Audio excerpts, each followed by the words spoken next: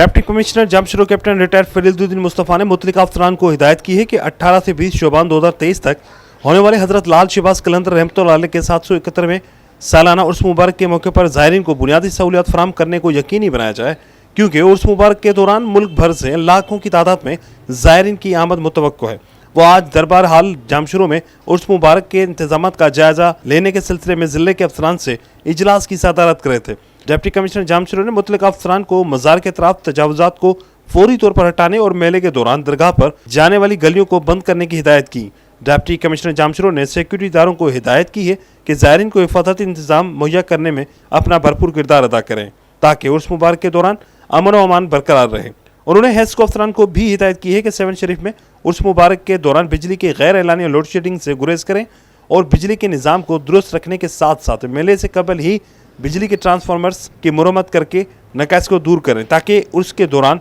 Transformers से बिजली की फराहमी बिला तअत्तुल जारी रहे। इस मौके पर डिप्टी कमिश्नर ने हेल्थ अफसरान को भी हिदायत की कि एम्बुलेंस और दवाइयों की दस्तयाबी को भी यकीनी बनाया जाए। इस मौके पर SSP Jamshoro Imran Qureshi, SSP special branch Syed Amir Abbas Shah, DSR rangers Fazal Naeem, Pak army के मेजर वजाहत, डायरेक्टर सकाफत हैदराबाद शेर मोहम्मद महर, चीफ एडमिनिस्ट्रेटर औकाफ अली गुल संजरानी, डिप्टी डायरेक्टर इत्तलात रफीक अहमद सोलंकी के अलावा मुतल्लिका महकमों के अफसरान भी मौजूद थे।